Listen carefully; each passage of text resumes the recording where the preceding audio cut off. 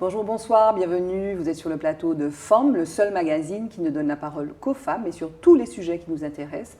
Aujourd'hui, on va parler beaucoup de sport, on va parler de gymnastique, on va parler d'export, d'international, on va parler de Caraïbes, on va parler de sociologie, on va parler de travail et de négociation, probablement de transactions sociales. Vous êtes sur Zitata, restez avec nous. Femme, femme, femme, femme, femme, femme, femme, femme, femme, femme, femme, femme, femme. Merci d'être avec nous. Ce soir, aujourd'hui, je reçois deux femmes, comme d'habitude, Marie-Noëlle Kataillé à ma droite et Danielle Laport à ma gauche. Comment allez-vous, mesdames? Très bien. Est-ce que vous êtes contentes d'être avec moi sur ce plateau? Oui. Merveilleusement bien. En tout cas, quand vous êtes arrivés, vous avez trouvé le plateau joli. Oui, très joli. Ça donne envie de travailler, ça donne envie de produire, ça donne enfin... C'est cet effet que ça m'a fait. En tout cas. L'accueil, un accueil masculin, un accueil féminin. Excellent. Et d'être dans une émission de femmes, c'est la première fois que ça vous arrive. Enfin, une émission qui s'annonce comme une émission exclusivement première fois. Oui. Ouais, la première fois. C'est bien, c'est pas bien? Non, c'est bien. Il faut mettre en avant les femmes parce qu'elles sont souvent dans l'ombre des hommes. Et je pense qu'on a vraiment des pépites et il faut les mettre en avant. Oui, c'est important. Danielle, vous, la sociologue, c'est quelque chose qui ne vous choque pas? Cette mise en avant presque de la non-mixité, des fois c'est mal vu, la non-mixité. Oui, alors, moi je crois qu'il y a plusieurs points de vue sociologiquement. Il est vrai que les femmes, d'une manière générale, sont plus nombreuses dans la population. Et on parle souvent des hommes, on voit les hommes chaque fois qu'il faut mener de grands débats.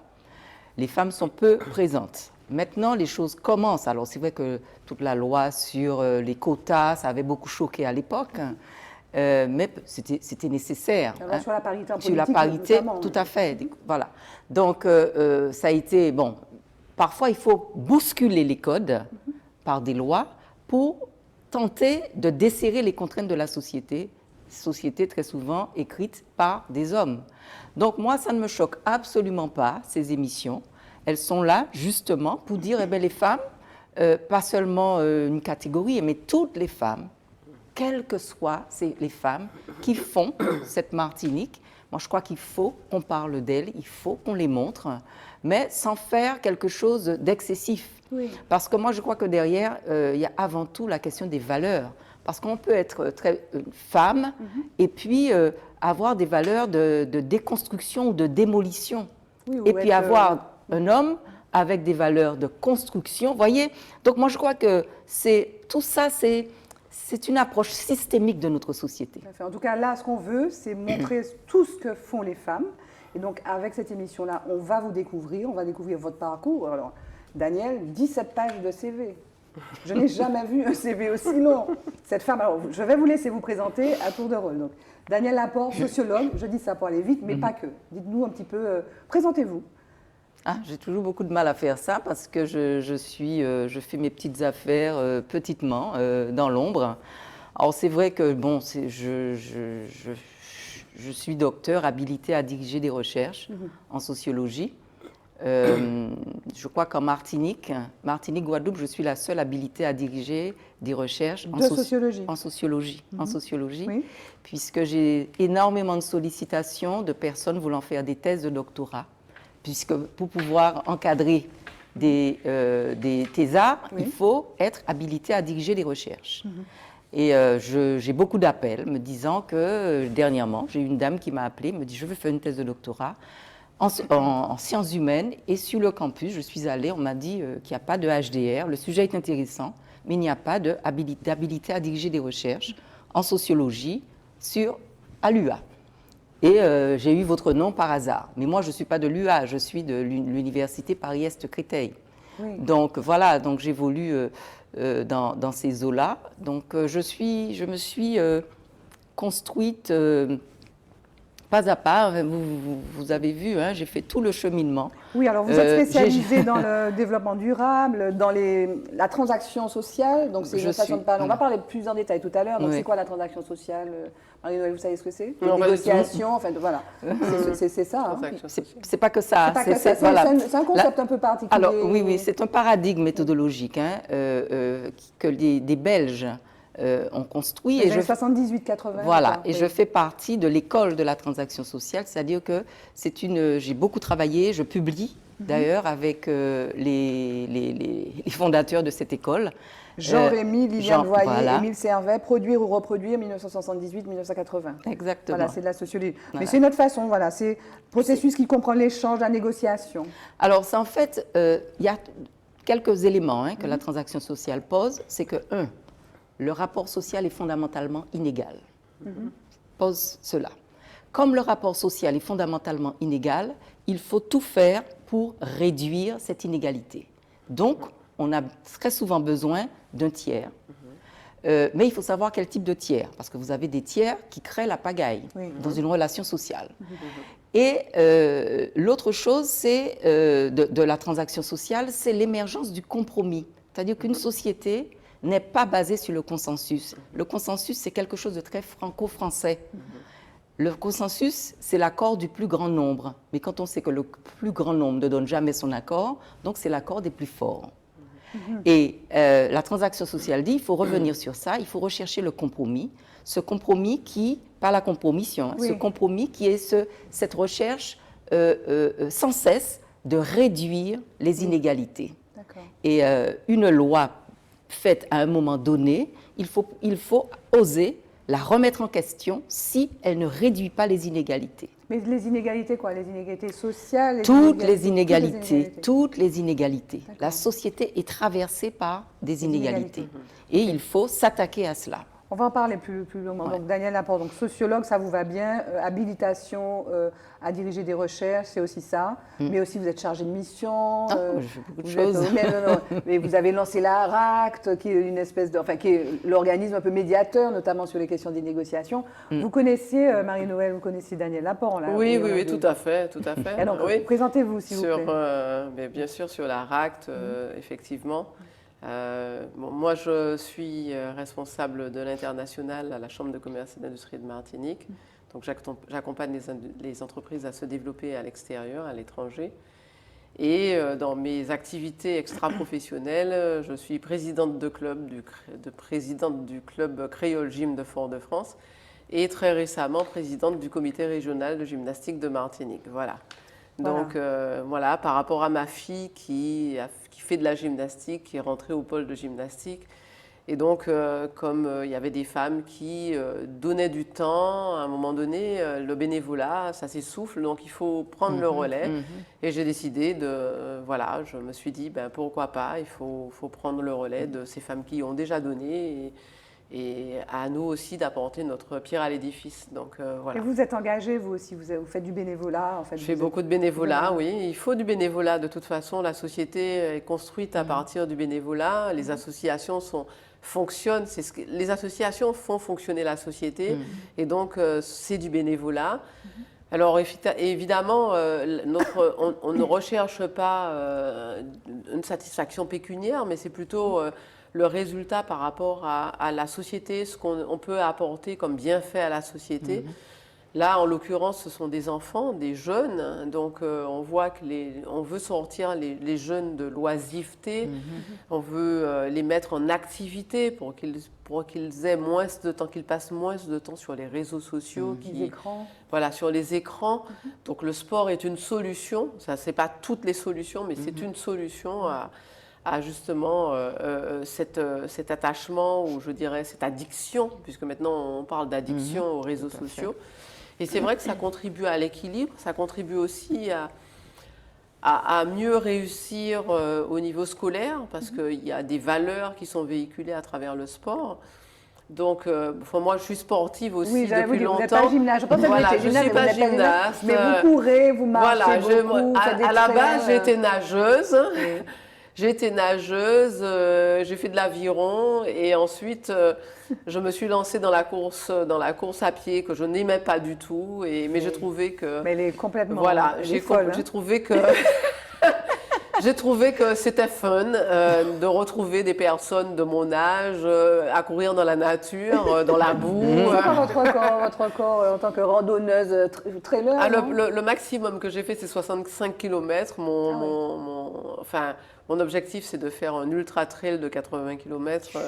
Oui, ça existe. La Transmartinique, le Chambéred, aller à La Réunion, parce que j'ai des camarades qui s'entraînent actuellement. Enfin, bientôt avec mon club, on part dans les parages, dans les environs de Montpellier, faire dans les Templiers.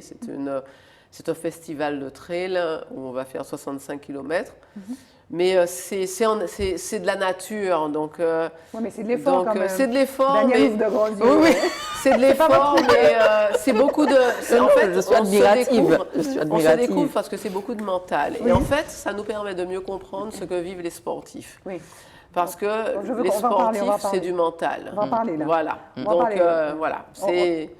Voilà, j'ai toujours été sportive et ça me permet de mieux comprendre ce que vivent les sportifs. Voilà. Et Daniel, vous n'êtes pas sportive? Ah non, pas du tout, pas du tout. Moi, je ne suis même pas bien marché, quoi. Non, je suis absolument pas sportive. Je suis une paresseuse en la matière. Non.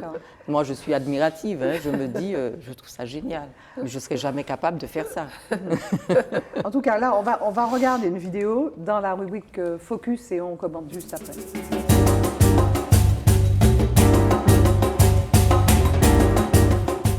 Melanie Jesus dos Santos of France,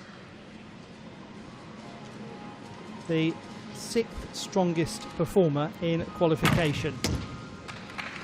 Balance beam silver medalist in 2019 when she won the European all-around title. Very, very nice start to this routine. Takes some risk in doing the front tuck mount and follows up with a front pike. Both of them just bang on.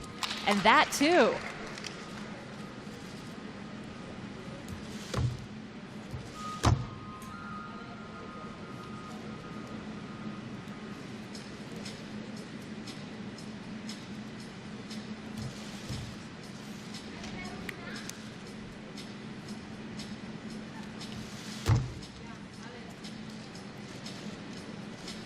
She opted only to do 2 apparatus here, even bars and balance beam.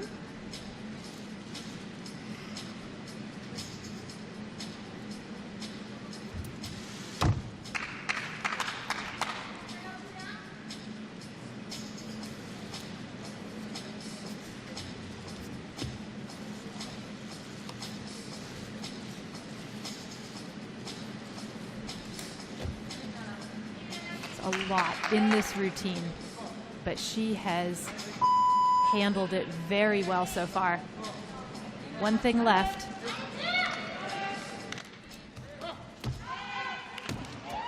Oh, and that's something new.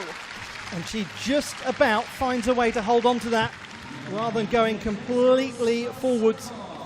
How costly is the adjustment going to be on the dismount from the French athlete who already has such an impressive collection of European Championship honours?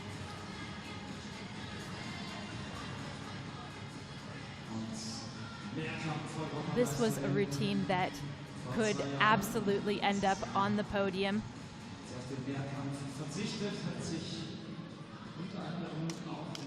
This her flight series, back handspring layout to 2 feet. And she was so focused throughout the routine. This is a new skill. She did only a double tuck in the qualification round. This time adds a full twist. And this is the first time that she has ever competed this. Well done. Incroyable, Mélanie Jesus dos Santos. Quelle athlète! C'est une belle athlète. C'est une belle athlète qui a fait beaucoup de sacrifices. Oui. Qui est partie à l'âge de 12 ans. Il faut savoir qu'elle s'est entraînée depuis petite à la Gauloise de Trinité. Et ensuite, parce que c'était son rêve, elle est partie. Elle a été repérée par le Pôle France. Elle est partie à Marseille. Et ensuite, elle a été en équipe de France à Saint-Étienne. Donc, ses parents ont fait le choix de lui laisser vivre son rêve à 12 ans. Et parce qu'en Martinique, on ne peut pas, on n'a pas du très haut niveau et on ne peut pas maintenir les athlètes à ce stade-là. C'est déchirant pour un parent, mais en même temps, c'est le respect d'un rêve d'enfant. Et donc, elle a été dans des familles d'accueil pour pouvoir continuer à s'entraîner. C'est du sacrifice, puisque ça fait maintenant, elle a 21 ans. Donc, c'est du très haut niveau, de l'âge de 12 ans à l'âge de 21 ans, pour participer ensuite au JO. Elle a été 4 fois championne d'Europe, plusieurs fois championne de France. Donc, c'est la gymnaste la plus titrée de France en gymnastique. Énorme. Voilà, donc elle est de chez nous. Oui, elle est de chez nous. Il faut dire ça, elle est de chez nous. Tout à fait. Et vraiment, elle apporte beaucoup pour nous. C'est une ambassadrice.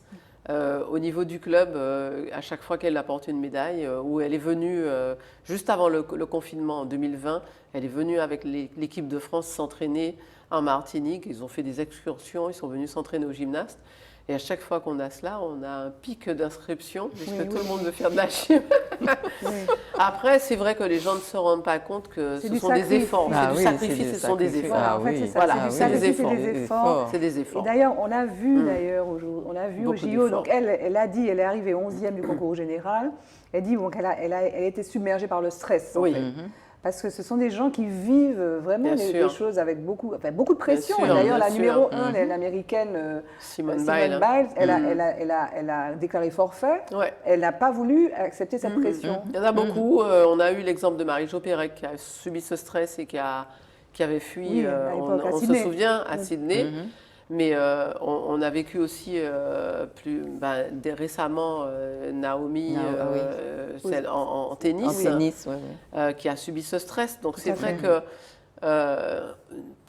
quand on n'a pas vécu le haut niveau, on ne sait pas. Même chose, Teddy Riner récemment qui subit le stress parce que en fait tout repose sur les épaules de ces athlètes qui sont des espoirs.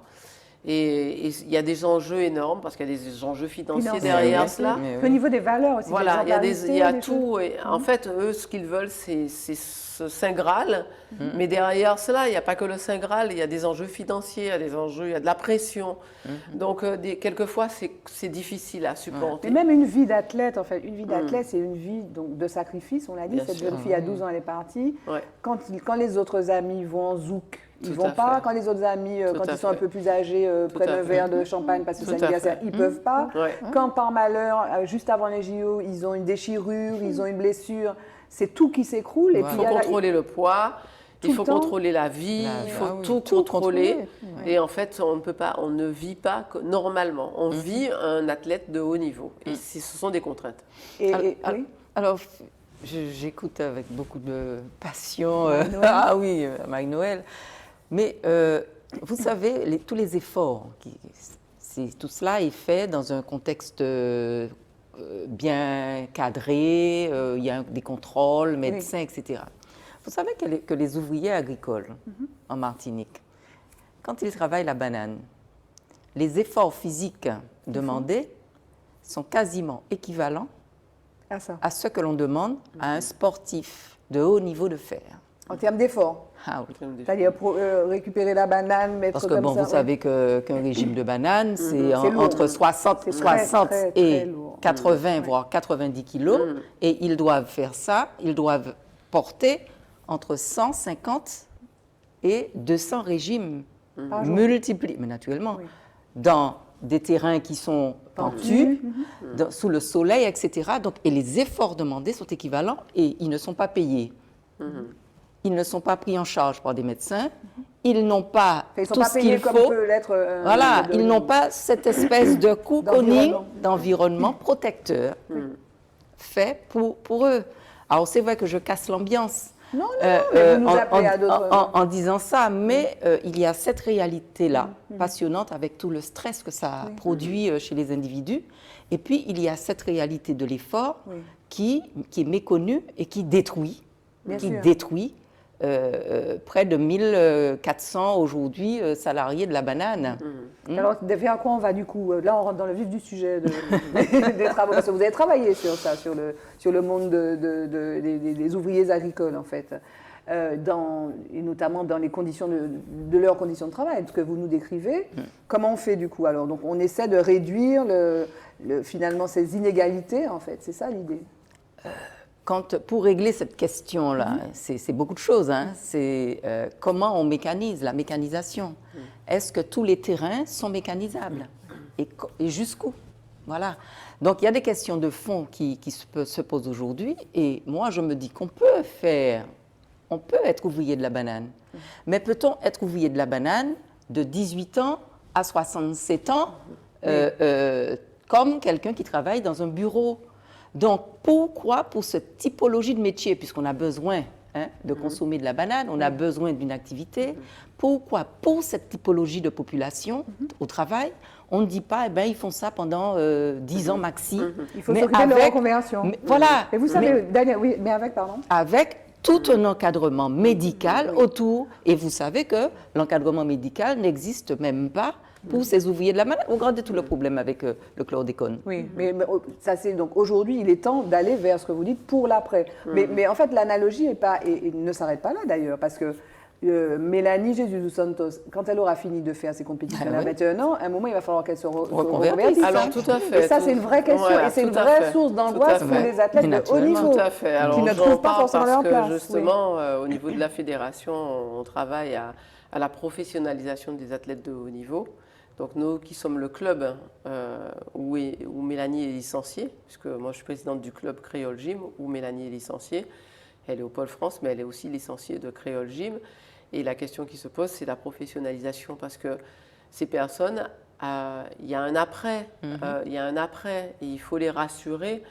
Alors, le football, c'est une chose. Il y a des sports qui sont médiatisés, qui amènent des ressources qui sont relativement confortables, mais il y a d'autres sports qui n'amènent pas ces ressources confortables. Excusez-moi, les sports olympiques, à part Teddy Riner qui a pu tirer son épingle du jeu, même Lucie Descosses, qui était judokate la plus titrée de l'histoire, je pense, de France, et la judokate la plus titrée, je pense qu'elle s'est reconvertie, à un moment elle faisait des études de journalisme, mais c'est super compliqué. C'est des problèmes de stress, ça vous intéresse aussi? Mais oui, tout à fait. Non, c'est un cheminement, enfin en tout cas c'est un objectif que doivent se fixer les fédérations parce que ce sont des personnes qui représentent la France.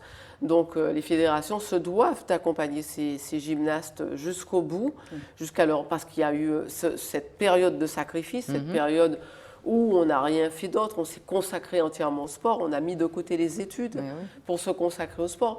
Il y en a qui ont les capacités à associer les deux, les études et le sport, mais il y en a d'autres, il y a tellement d'exigences qu'on met de côté les études et on se consacre uniquement au sport.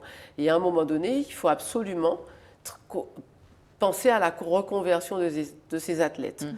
Et ce n'est pas toujours évident. Donc nous travaillons à la reconversion de Mélanie parce que c'est une enfant du pays. Et nous souhaiterions qu'elle soit épanouie sur l'après. Alors, si elle doit aller à Paris 2024, elle se préparera pour Paris 2024, mais après Paris 2024, il faut qu'elle puisse se reconvertir. Si elle veut continuer dans le sport, pourquoi pas entraîner chez nous, former des futurs champions. Donc, il y a le champ des possibles, mais ça veut dire que c'est un parcours qui se construit. Oui, mais est-ce que vous trouvez qui se construit? Mais moi, j'ai l'impression, en fait, pour en avoir discuté avec quelques amis sportifs, j'ai l'impression qu'on n'utilise pas assez les sportifs pour ce qu'ils peuvent représenter. Tout à l'heure, vous disiez, bon, vous avez accepté de vous impliquer bénévolement parce que c'est aussi une façon d'occuper, de proposer autre chose à la jeunesse, aux jeunes notamment. Mais est-ce qu'on utilise, par exemple, nos anciens champions? Est-ce que vous avez le sentiment qu'on les utilise suffisamment, notamment? Avant non, maintenant on commence. On commence à les utiliser, Maintenant on commence à les utiliser. On les utilise pour pouvoir, mais déjà servir de modèle à des jeunes, puisque c'est important. Vous voyez, on a des jeunes qui sont en perdition, donc il est important d'avoir des exemples, des modèles, des modèles qui représentent l'effort, le travail, parce que ça c'est perdu. C'est ce qui vous relie. Voilà, Oui. l'effort, le travail. On a des pertes de repères, donc ce sont des repères. Hier, j'avais une discussion avec ma fille en lui parlant des objectifs. Oui. Et elle me disait, les objectifs, j'ai jamais appris ça en classe. Je les ai appris à la gym. Oui. À la gym, on m'a dit... Elle a quel âge? Elle vient d'avoir 18 ans, On mais elle n'a a jamais fait de la parlé gym. d'objectifs. On n'a jamais parlé d'objectifs en Mais classe. attends, l'objectif, tu vas avoir l'objectif du bac ou Non, on ne du parle pas brevet, non d'objectif. C'est-à-dire que moi, je lui ai dit, est-ce que tu sais ce que ça veut dire SMART? Oui. Elle m'a dit oui. Je lui ai dit, vous avez appris C'est ça en voiture, classe? c'est voiture, Elle non m'a dit non. Elle m'a dit, j'ai appris cela à la gym. Parce qu'à la gym, son entraîneur lui a dit, voilà, quels sont tes objectifs à court, moyen, long terme? Qu'est-ce qu'on doit faire pour y arriver? Voilà, il y a tout un processus.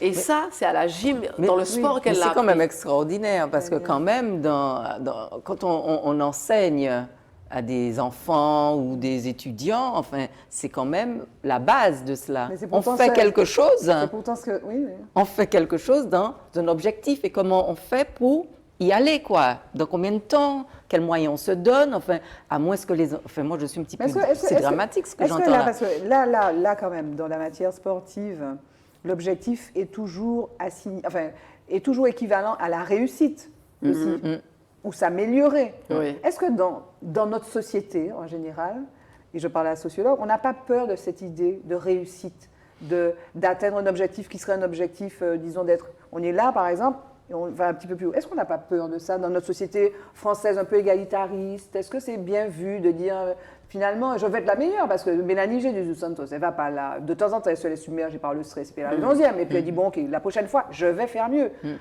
Mais elle a cet objectif. Elle veut être la meilleure. Elle veut être le number one.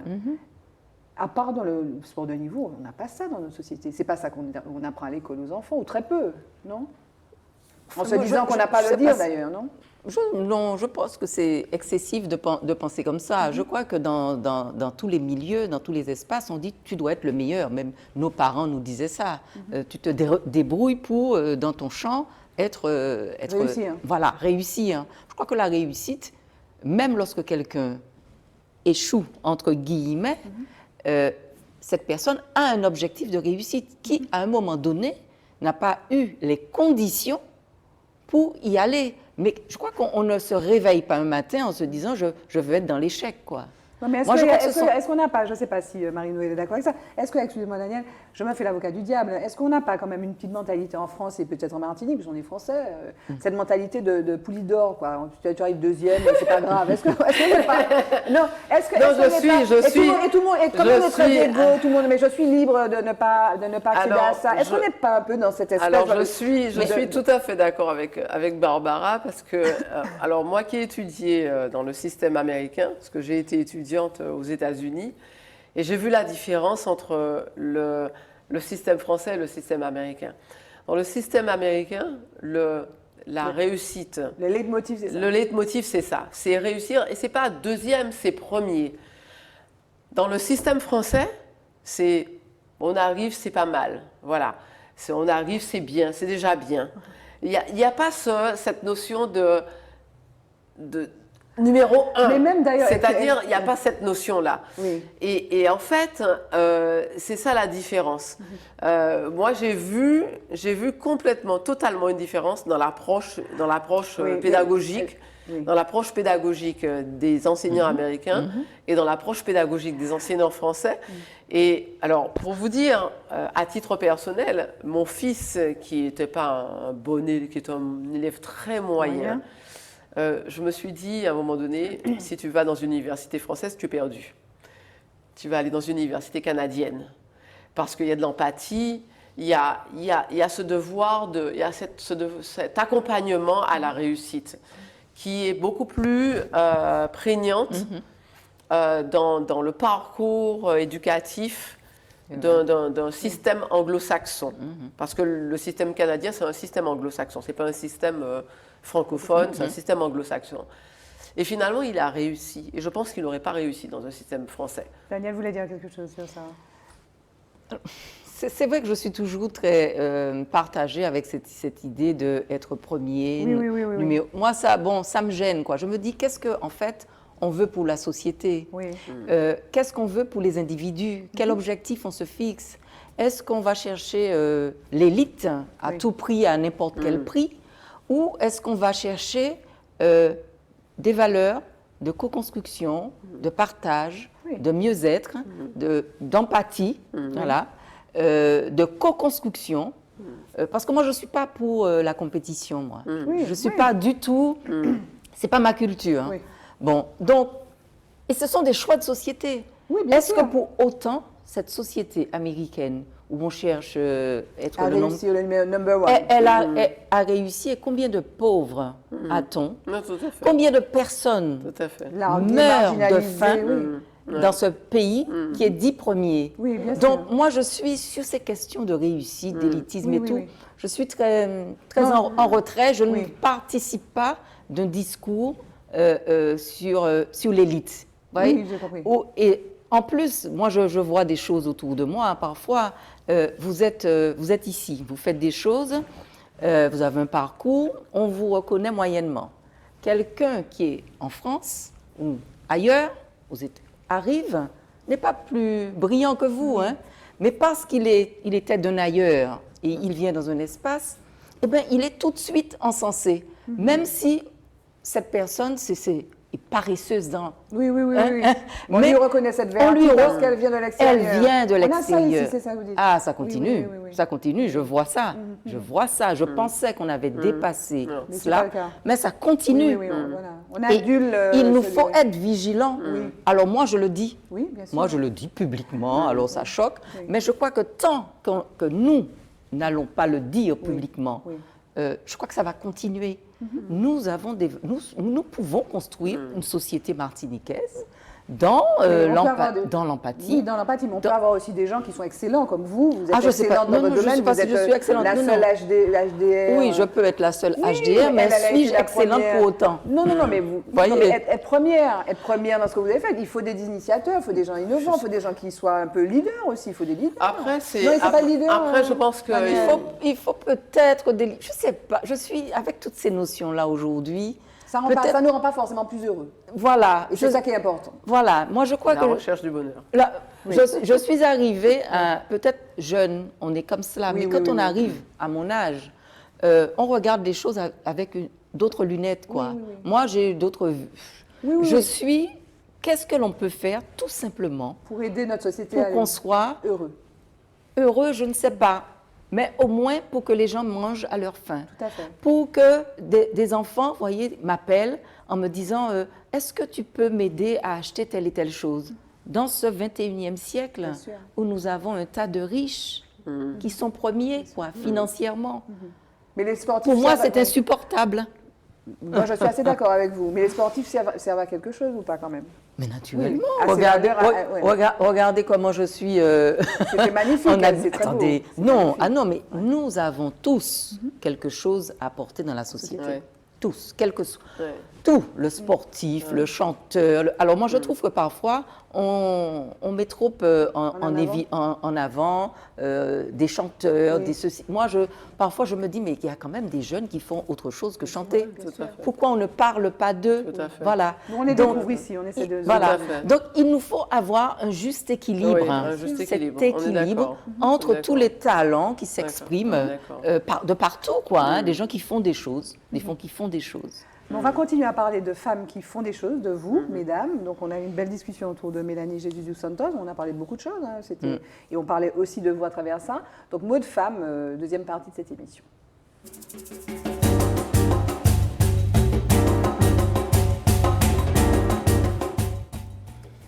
Donc vous, Daniel, dans le travail que vous faites, vous êtes un petit peu, donc vous êtes une chercheuse, vous êtes une intellectuelle, on peut dire ça. Vous travaillez mais c'est pas péjoratif, intellectuel. mais je sais Est-ce que vous même- êtes une manuelle? On je- a vu tout à l'heure, je- vous n'étiez pas sportive. Non, je ne suis pas sportive, ça, Est-ce que sûr, vous êtes sûr, une sûr. manuelle? Non, Donc vous êtes une intellectuelle. Donc vous êtes par défaut, vous êtes une intellectuelle. je sais rien faire. Mais c'est pas, pourquoi c'est péjoratif? Je réfléchis, j'essaie de voilà, réfléchir. mais c'est pas C'est péjoratif. péjoratif. Je non. préfère, j'essaie de C'est pas réfléchir. péjoratif. Pourquoi serait-ce? On a l'impression que C'est pas vous péjoratif. récusez ce Il terme. faut- On a il besoin faut des d'intellectuels. Non, j'essaie de réfléchir à des choses. J'essaie d'avoir un regard décalé. Voilà. Sur la société. Sur la société. Et notre société martiniquaise. Bon. Vos travaux de recherche, donc les thèmes de recherche, développement durable, institution, insularité, paritarisme et travail. Et donc, on a parlé tout à l'heure de la transaction sociale un petit peu tout à l'heure, mais vite fait, non, on ne parle pas vraiment en fait. J'ai rapidement... Oui, donc il faut nous expliquer. Donc, est-ce qu'en Martinique, donc transaction sociale, ce que je comprends, en fait, on cherche à vous l'expliquer. Marie-Noël, mais vite fait, et j'étais pas juste. Transaction Pour moi, sociale. c'est négociation, quoi. C'est-à-dire que c'est les rapports entre les salariés, les employeurs, mais pas que. Pas que, c'est Dès dans qu'il y a, la voilà, société. dès qu'il y a de la Dans la société. négociation. Même dans le couple. Dans le couple. Vous êtes Avec amené les aussi dans enfants. couples? Enfin, moi, je ne te mets pas dans les couples. Mais non, mais Oui. la transaction, Transaction sociale, c'est-à-dire, oui. voilà. Voilà. Quand on est dans un couple, forcément, il y a un rapport inégal. Monsieur, madame. Oui. Bon, inégal financièrement, inégal, ben, toi, tu fais jamais la lessive et c'est toujours moi. Donc, il y a quelque chose qui se passe, quoi. Comment, Donc, comment on va trouver un compromis pour qu'on puisse vivre, que tous deux, nous puissions trouver notre place et notre bien-être, quoi. Voilà. Et, Donc, et au niveau de notre société, donc vous êtes intervenu, notamment, on en a parlé au niveau de la RACT, vous avez créé vous avez été la première directrice de la RACT, qui est un organisme qui fait partie d'un réseau national, qui aide notamment dans l'entreprise ou les entreprises à trouver des solutions. dans toute organisation de travail. Hein. Voilà, les négociations, oui. Voilà, lorsqu'en fait les rapports, forcément, dans l'espace de travail, et comme je dis, c'est l'espace exacerbé de la question des inégalités. Et aussi du rapport de subordination. Un contrat de travail subordonne à. Oui. Bon. Donc forcément, le rapport, il est inégal. Tout à fait. Donc, dans cet espace, comment on va faire pour que les inégalités se réduisent? Mais le gros problème, comme je dis, il y a plusieurs éléments qui empêchent la réduction de ces inégalités. Alors, il faut savoir aussi ce que l'on appelle inégalité. Est-ce que parce que tu as une paire de chaussures blanches que je dois avoir une paire de chaussures blanches? Vous voyez, l'inégalité, c'est qu'est-ce qui empêche de vivre tout simplement, manger à ma faim, Oui, puis envoyer mes enfants à l'école. l'école. Tiens, Et puis, oui. pourquoi ce serait Marie-Noël seulement qui envoie ses enfants aux États-Unis Oui, et au Canada? Oui. Pourquoi mon agriculteur, mon ouvrier agricole ne ne peut pas envoyer son enfant au Canada? Ce sont des questions de fond qui se posent à la société. Donc la transaction sociale ou votre intervention, l'objectif, c'est que tout le monde ait le même... soit Les mêmes exactement- chances. D'accord. C'est que nous ayons les mêmes chances dans cette société. Voilà. Mais bon, il y a des questions qui se posent aujourd'hui dans l'entreprise. Hein. Je parlais d'entreprise, qui sont des questions de stress, de harcèlement, de burn-out, de violence au travail. Ce sont des questions que vous avez étudiées, dont vous vous occupez sur le plan en Martinique aussi. Oui, nous avons, à l'époque, quand j'ai commencé à travailler sur cette question de souffrance au travail, parce qu'il y avait quand même pas mal de personnes qui m'appelaient un mal-être, j'ai commencé à poser le cadre de travail. La loi sur la reconnaissance, c'est après M. Sarkozy, le président de la République de l'époque, a reconnu les risques psychosociaux comme un élément, un risque au travail. Oui. Bon. Mais ce n'était pas encore quand j'ai ouvert ce chantier. Et nous avons créé, avec mon équipe de travail, un outil méthodologique qui permet de diagnostiquer et de prévenir les situations de mal-être, de souffrance au travail. Donc c'est une question, et cet outil qui s'appelle ELVIE, E-L-V-I-E, est aujourd'hui utilisé à l'international. Hein. Il est traduit en roumain par le ministère du Travail de la Roumanie. Donc, et il est beaucoup utilisé par pas mal de médecins roumains dans les hôpitaux, toutes ces questions-là. Bon. Donc, c'est une question qu'il faut aborder, non pas à chaud lorsque les choses se posent, mais c'est quelque chose au long cours dans une organisation de travail. Ce sont des indicateurs qu'il faut mettre, comme on met des indicateurs de la finance. Ça ne gêne personne d'avoir des tableaux de bord financiers. Non. Donc, pourquoi, justement, pour éviter ces espèces de blocages, de souffrances, de burn-out, etc. Et puis ensuite, qui rejaillissent sur la sécurité sociale, parce qu'on ne reconnaît pas ça dans l'espace de travail. Donc, les employeurs s'en sortent à bon compte. Et puis, ça vient sur notre régime général, où nous devons prendre en charge des personnes qui sortent du circuit du travail et puis qui sont supportées par la société. Donc, comment éviter ça? mettons en place des indicateurs qui permettent de voir si ce sont les relations de travail. Quand je parle de relations de travail, c'est l'acte qu'on pose pour produire de la valeur ajoutée, quelle qu'elle soit. Bon. Est-ce que c'est la manière de le faire qui pose problème aux salariés et qui pose problème à l'employeur? Ça, cet outil permet de le détecter.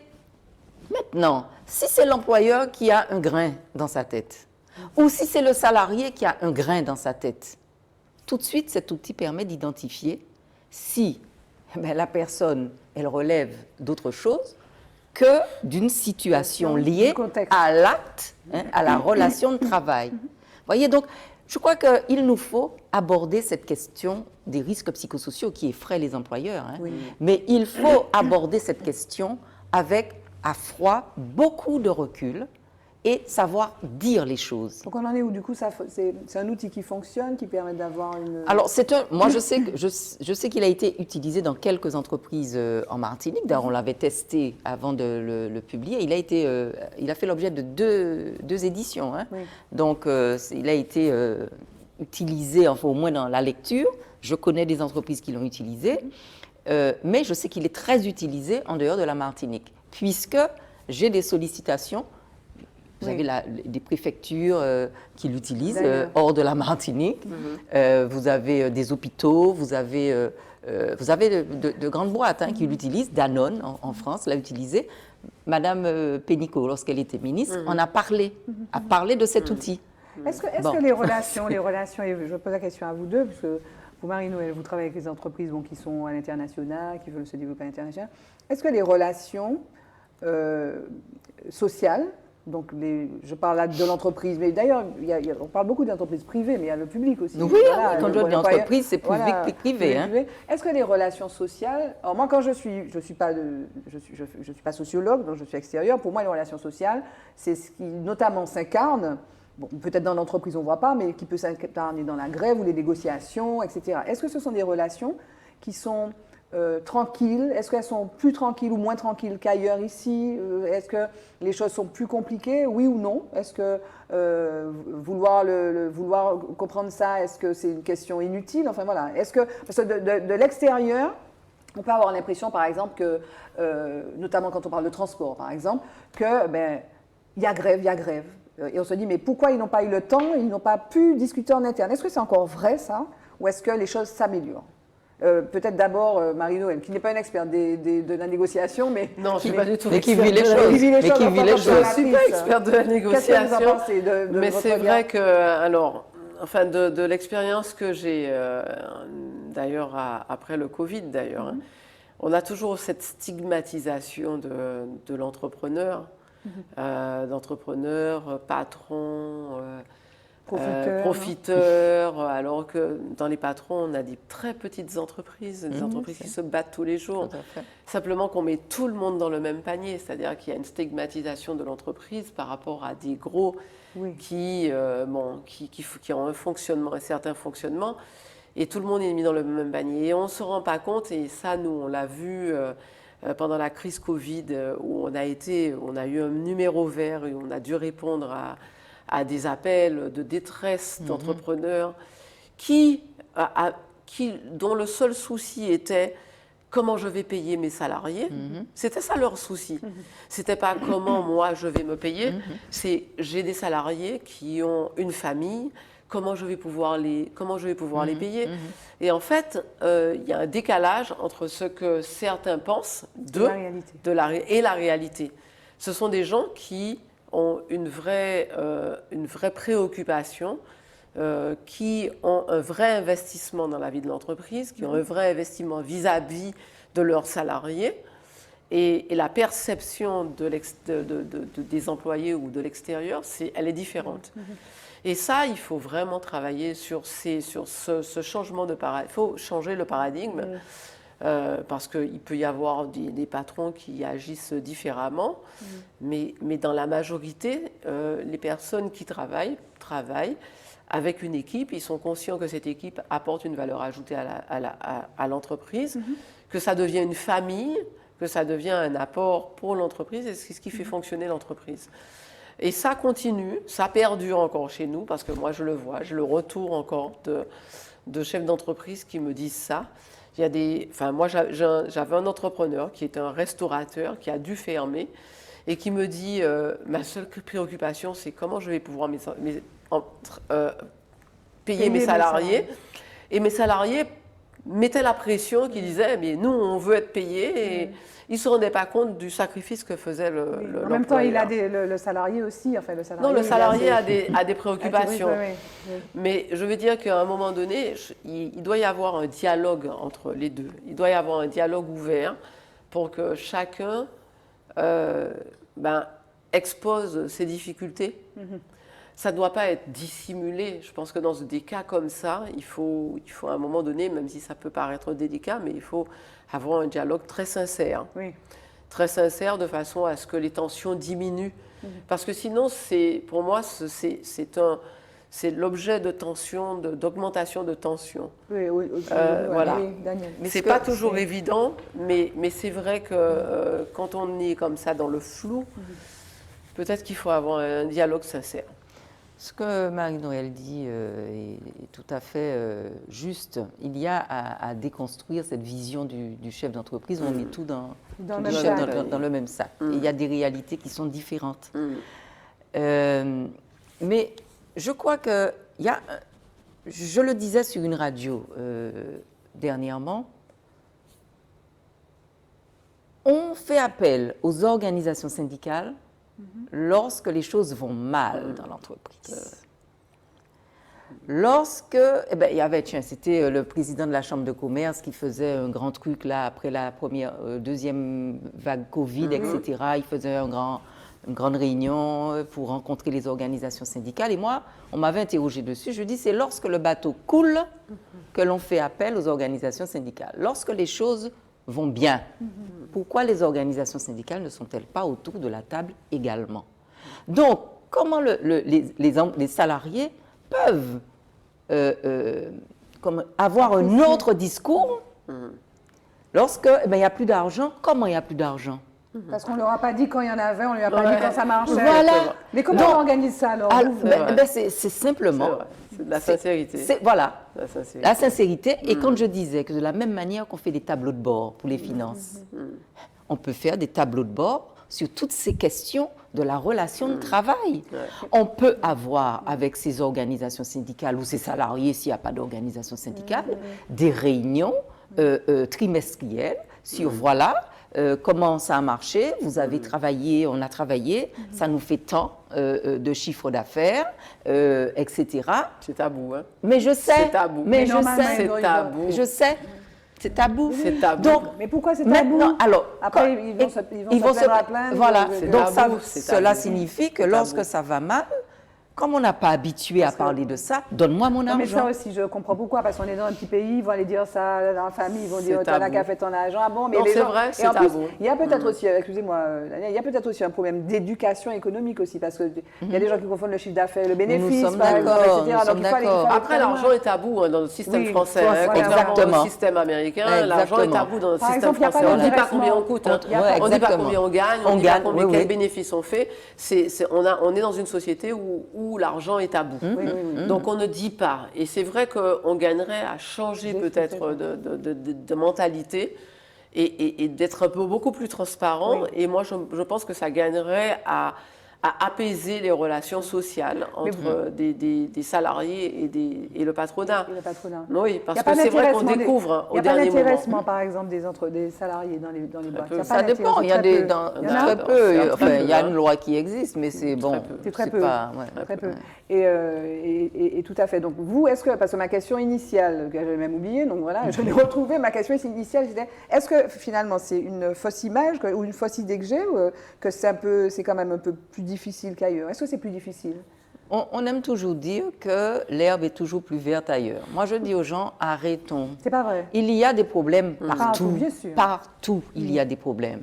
Alors, Et moi, quand on avait déchiré la chemise d'un DRH en France, moi, je me suis dit, si c'était Martinique, je dis, c'est Nègre qui a fait ça, hein? C'est Nègre seulement qui a fait ça. On dit, vous voyez, en Martinique, j'ai jamais entendu qu'on a déchiré, qu'on a déshabillé. Non, c'est pas Nègre qui a fait ça. Donc, ça veut dire que c'est l'individu, qui peut aller dans qu'il soit jaune, vert, blanc, noir, etc., face à des situations où il n'y a pas de réponse, où le désespoir est là, eh bien, il passe à l'acte. J'ai une question, Daniel, que je vais poser aussi directement que ça. Est-ce qu'on a une façon comment dire, d'appréhender le travail, pas la relation là, de façon spécifique ici, qui serait liée à notre histoire? On fait remonter à l'esclavage, le travail forcé, forcément. Est-ce qu'on a une relation au travail qui est une relation différente? Alors moi, est-ce que vous avez étudié ça? Ah ben ou oui, là encore, j'ai écrit dessus. Alors, nous n'avons pas, c'est pas parce qu'il y a l'esclavage qu'on a une relation particulière au travail. Non, j'ai une question, moi je fais la naïve. Travailler, c'est quoi? Travailler, c'est Travailler, c'est agir sur le réel pour faire émerger de la valeur ajoutée, une valeur ajoutée quelle qu'elle soit. Quand vous voyez les coups de main, que les Martiniquais font le week-end. Vous passez dans un quartier, le vendredi soir, vous voyez une petite route cabosse, c'est tout. Le dimanche soir, vous repassez par là, vous voyez que la route a été faite parce qu'il y a des maisons par là. Un véritable chantier des coups de main. Les gens n'ont pas transformé, travaillé, ils ont agi sur le réel pour transformer cela. C'est ce que j'appelle travailler, moi. Bien sûr. Donc, c'est un travail solidaire. Qui m'en est, nous paie travail. Ce n'est pas vrai. On n'a pas. C'est encore vrai, les coups de main, c'est aussi répandu que ça? Oui, moi, dans mon quartier, les gens font des coups de main. Hein? Eh ben, mon Dieu. Non, mais il faut aussi qu'on arrête de croire que... L'herbe est plus verte ailleurs. Voilà. L'herbe n'est pas plus verte ailleurs. Nous avons une réalité. Il nous faut regarder les choses en face. Et comme je dis souvent... Parce que j'ai vu des horreurs écrites par des sociologues martiniquais sur la relation de travail que le Martiniquais peut avoir. Hein. Des ouvrages sortis en 2000, hein. Je ne vais pas les citer, mais dans un ouvrage, j'ai cité ces personnes en disant que c'était quand même assez inadmissible que l'on écrive ça. Bon. Puisque la Martinique, nous pas feignons, nous n'y en produit intérieur brut. On n'est pas... le produit intérieur brut, c'est l'agir. Oui, mais dans tous les secteurs. Oui, mais c'est aussi les transferts de l'État, c'est ce qui fait la richesse.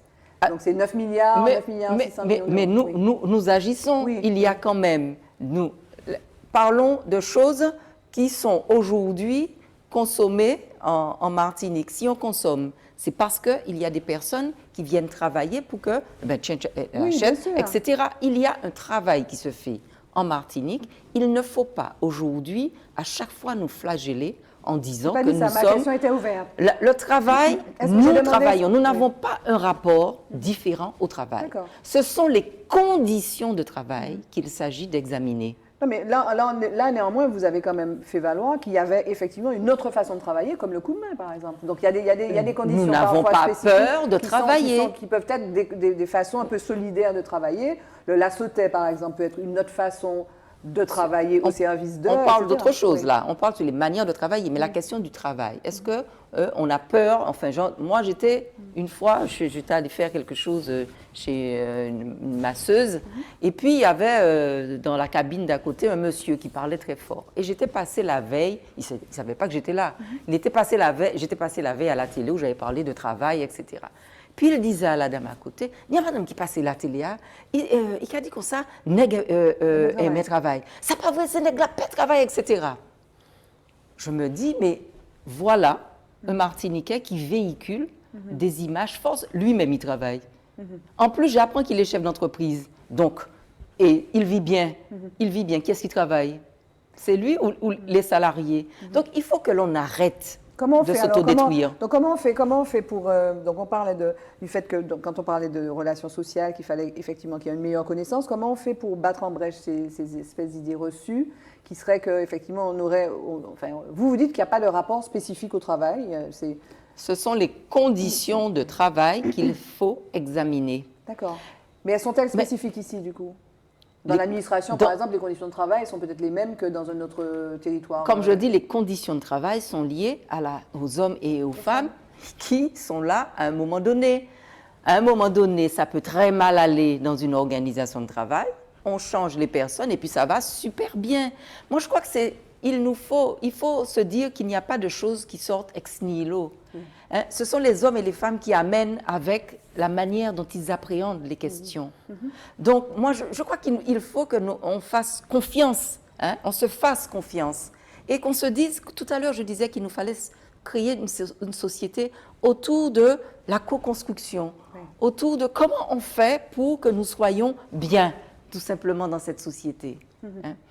Et ça doit aussi être dans le milieu du travail. Oui. Mais comme dans le milieu du travail, on crée une compétition exacerbée, eh bien, ça crée des choses épouvantables. Et vous savez, j'évolue depuis quelques années dans le milieu de l'administration. Et il y a un temps où il faut faire des entretiens professionnels. Vous savez, les espèces d'entretiens professionnels, machin, etc. Moi, je ne fais pas ça. Je ne fais pas ça parce que c'est de la compétition. Parce qu'on évalue pour ensuite donner des points à des personnes pour qu'ils puissent passer, etc. Moi, je trouve que c'est une horreur parce que les gens s'entretuent. Ah oui? Mais enfin, quand je dis s'entretuer, c'est une manière de parler. Mais en fait, ils se comparent. Il y a des espèces de tiraillements entre les personnes. La délation vient de ça. En fait, c'est une horreur. Essayons de travailler et de progresser. Alors moi qui suis une sportive, il y a la compétition saine et la compétition malsaine. Il y a la compétition saine, celle qui tire vers le haut, et il y a celle qui décourage. Moi, j'ai une équipe. Alors, je ne préconise pas la compétition, mais enfin, il y a quand même des objectifs qui sont assignés, des objectifs qui sont à atteindre. Et il y a quand même, je veux dire que quand on est dans une organisation et qu'on a une enveloppe de promotion à accorder, on regarde qui a quand même travaillé, qui a fourni un effort par rapport à la personne qui n'a rien fourni. Donc, il y a quand même, ça reste une compétition, ça reste une évaluation d'un travail qui est apporté, d'un travail qui est fourni. Parce qu'il y a des objectifs. Il y a des objectifs. Pourtant, on accompagne des personnes, on les accompagne, mais il y en a qui font le choix de ne rien faire. Il faut dire ce qui est. Hein. Il y a des gens qui font le choix de ne pas fournir forcément un effort. Oui. Et puis, quand on est dans du secteur public, et ça aussi c'est une réalité, on se dit, voilà, dans le secteur public, à partir d'un certain moment, on vous donne une promotion alors que vous n'avez rien fait. Quelles que soient les conditions. Les conditions peuvent être favorables, mais vous estimez que voilà, vous avez un dû et voilà. Donc, moi, j'avoue que je suis un peu réticente dessus. Moi, j'ai une forte valeur travail parce que moi je trouve qu'il doit y avoir une répartition du travail au niveau de la société, on doit tous contribuer et il ne peut pas y avoir des gens qui contribuent, qui donnent beaucoup et puis d'autres qui ne donnent pas et qui veulent avoir la même chose que ceux qui contribuent. Donc à un moment donné, si on parle d'injustice, pour moi ça c'est pas une injustice, c'est qu'à travail égal, vous avez une récompense. Si vous ne faites pas le même travail, si vous avez décidé que vous ne voulez pas fournir, forcément, vous n'allez pas avoir la même récompense. Et ça, pour moi, c'est... moi, je l'ai vécu, je le travaille au quotidien avec une équipe. Et ça, pour moi, c'est important. C'est important. Dans la construction de la société, c'est important. Comme le bénévolat, bon, on n'en tire rien. La seule satisfaction, c'est de faire avancer la société. On n'est pas forcément rémunéré, mais on a cette satisfaction-là. Mais il y a du travail derrière. Oui. On ne va pas épuiser le sujet, mais juste... Oui, vous vouliez rajouter juste sur ça oui, mais ce serait trop long. Oui. Mais moi, je partage tout à fait cela. Il y a des gens qui font, et puis il y a des gens qui ne font pas, comme de par le monde. Hein. Bon, donc, même chez nos enfants, nous avons des enfants, il y en a... Bon, voilà. Donc, il ne faut pas... Quand je parle de ces questions-là, je n'oublie pas qu'il y a des personnes qui n'aiment pas travailler, Aussi. qui n'aiment pas agir, Tout à fait. qui préfèrent rester dans l'ombre et puis faire petitement, quoi. Voilà, ça fait partie de la tout ça. société, De notre ouais. société. Ça fait partie de la société. Voilà. Et d'ailleurs, notre société admet, moi je trouve que notre société, on est plutôt bienveillant d'ailleurs. Ah Avec oui, des gens, oui. avec des gens qui ont Tout à décidé fait. qu'ils ne veulent pas. Tout à fait. Dans toutes les familles, vous avez des gens Tout qui ont à fait. décidé qu'ils étaient machin, que ça ne les intéressait pas spécialement. Et que, en fait, je trouve qu'on est quand même bien respectueux finalement de ça.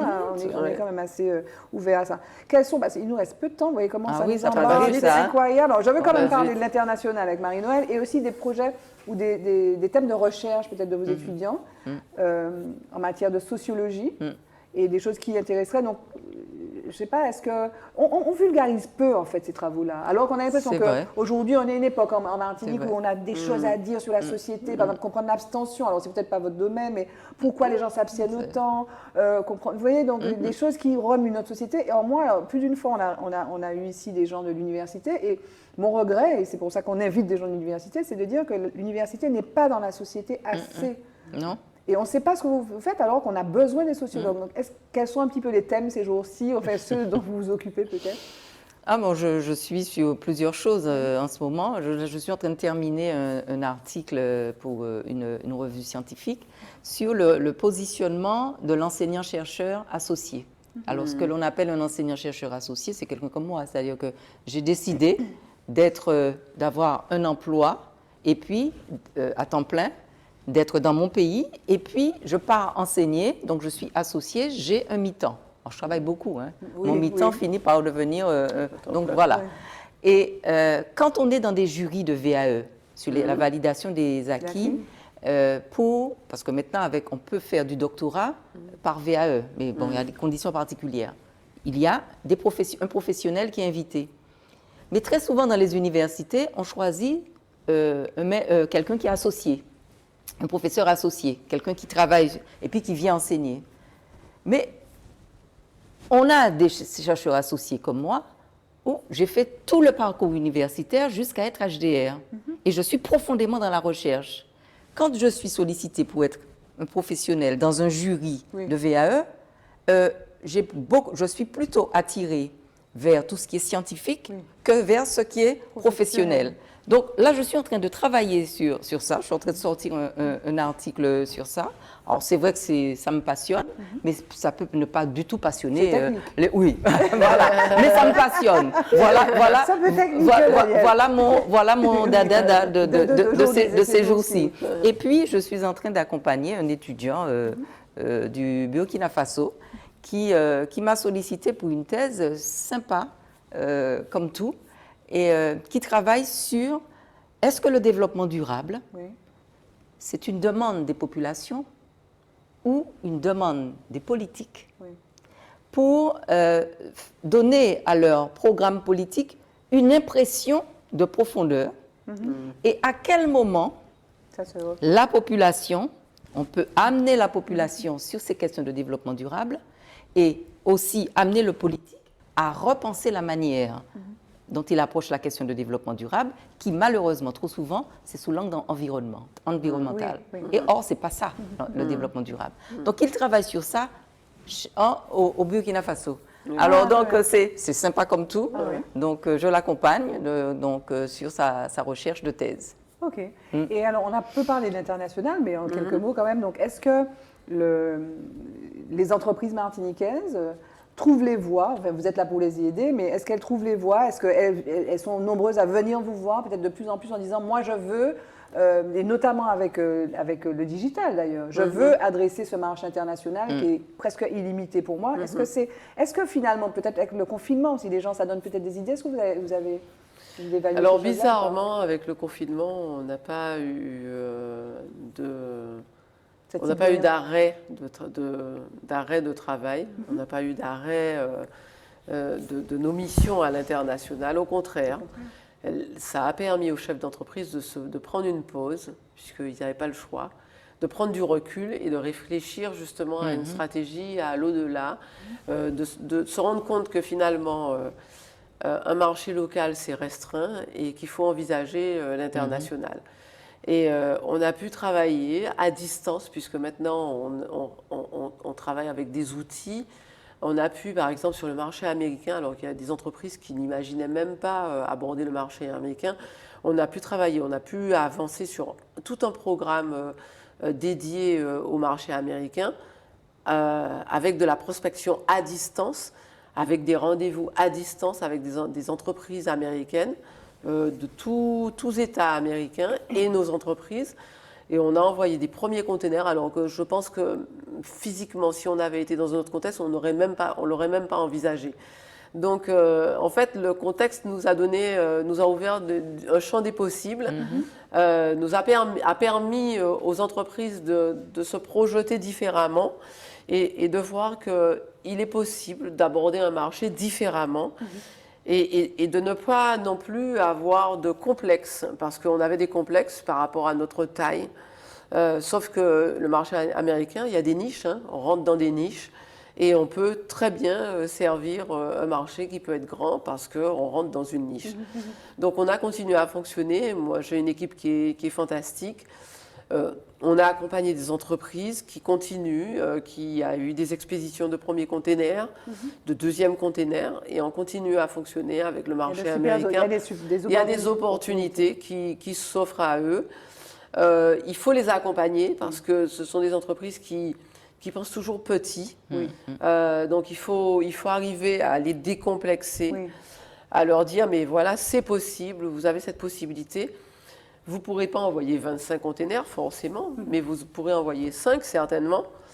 Et il faut le faire. Ça crée de l'activité. Ça crée de l'activité. Donc nous, on n'a jamais arrêté de travailler. Super. À un moment donné, on a mis en stand-by ce qu'on faisait parce qu'il fallait qu'on renforce les équipes de la Chambre de commerce pour accompagner les entreprises en local à répondre à la crise qui se présentait. Parce qu'il y avait beaucoup de détresse par rapport à ce qui arrivait, les fermetures, comment mobiliser les financements. Donc on a dû à un moment arrêter. Mais on a vite repris parce qu'il y avait cette demande de se dire, voilà, moi, le marché local, mais finalement, je me rends compte que c'est limité. Donc il faut que j'aille à l'extérieur. Et c'est vrai. Et voilà. Et ça les a aidés à se décomplexer. Voilà. Ce que Marie-Noëlle dit, c'est extraordinaire parce que sur la question de la crise Covid, j'avais écrit une chose. Cette crise Covid, loin d'être un phénomène pour isoler les individus, les gestes barrières, loin d'être des isolements, un isolement, les gestes barrières, c'est une manière de créer de l'interdépendance entre les individus. Et sur cet exemple-là, c'est l'altérité, c'est l'autre. On va vers l'autre.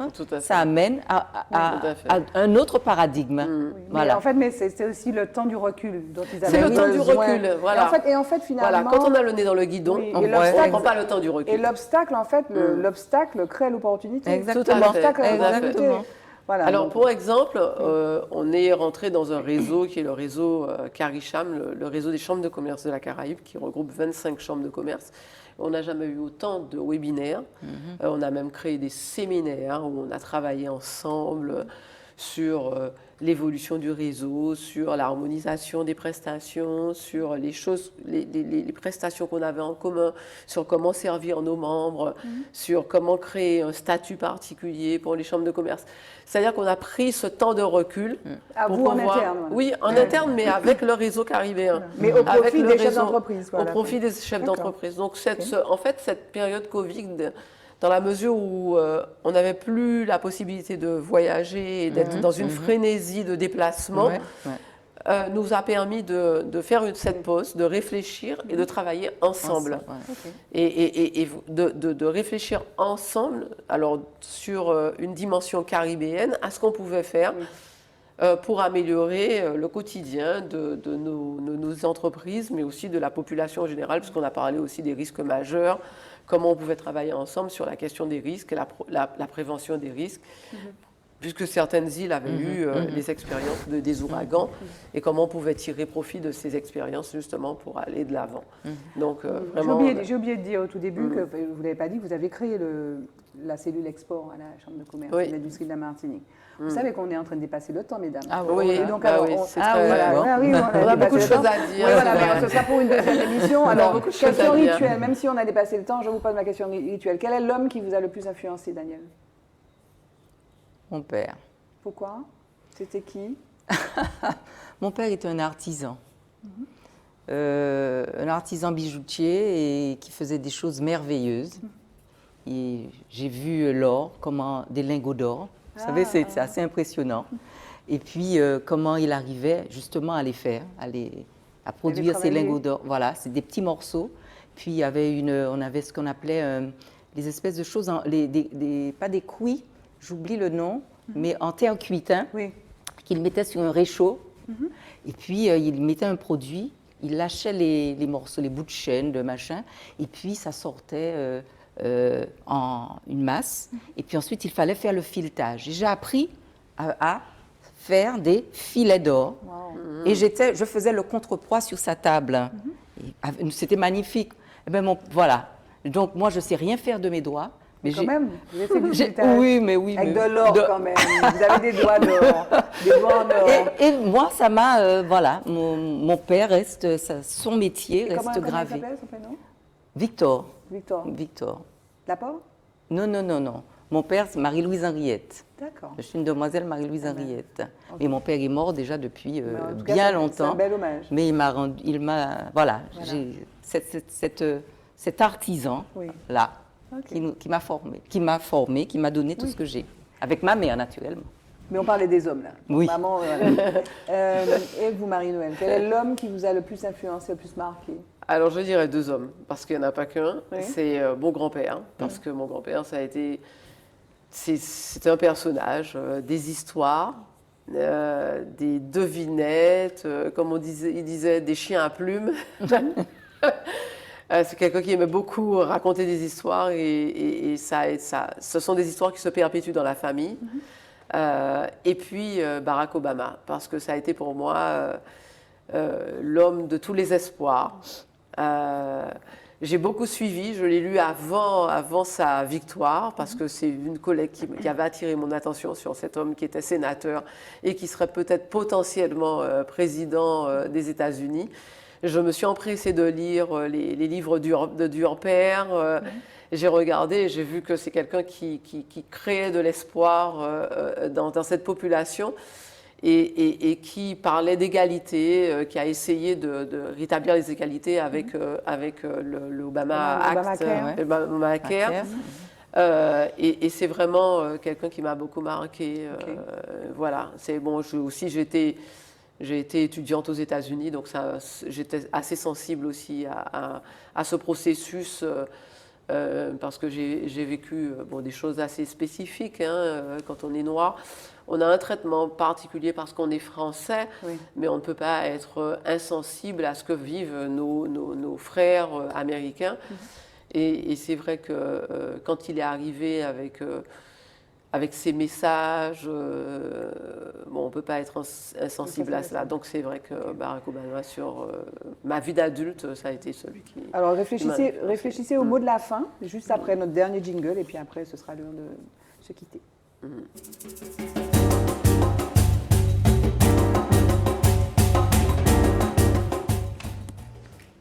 Dernier moment de l'émission, le mot de la femme, ce serait quoi, Daniel? Oh, le mot de la fin. Oh, ça fait souvent cet effet-là, d'ailleurs. De la fin ou de la femme? C'est quoi? C'est la fin de l'émission. C'est la fin de l'émission. Oui. Alors, comme pour moi, il n'y a jamais une fin et que il y a toujours un recommencement. Oui. Donc, je vous dis à très bientôt. On parlera de la transaction sociale cette fois-ci. C'est vrai qu'on n'en a pas parlé, mais voilà, on a parlé de négociation de la transaction. Mais voilà, non, mais c'est sûr. Marie-Noël, le mot de la femme. Le mot de la femme, c'est que on doit avoir confiance en soi, mais c'est une construction avec l'homme, forcément. D'accord. C'est de la transaction sociale. C'est de la transaction. C'est une construction avec l'homme. Voilà. Voilà. Alors, donc je vais vous réinviter toutes les deux pour qu'on parle de transactions sociales. Oui, tout à fait. En tout cas, merci beaucoup. Il va y avoir un équilibre. Oui, merci beaucoup d'être venus. Merci. Et merci Daniel, merci Marie-Noël. Donc voilà, on n'a jamais épuisé les sujets. Oui. En fait, il y a trop de temps. Il faudrait qu'on ait une émission de 10 minutes. Voilà, c'est beaucoup de sujets sur la femme, sur vraiment. Mais elle veut continuer. C'est fini. Oui, c'est fini, c'est vrai. Merci les amis, merci de nous avoir suivis sur Forme. On se retrouve sur Zitata avec d'autres femmes tout aussi bavardes et tout aussi inspirantes. Restez sur Zitata, à bientôt.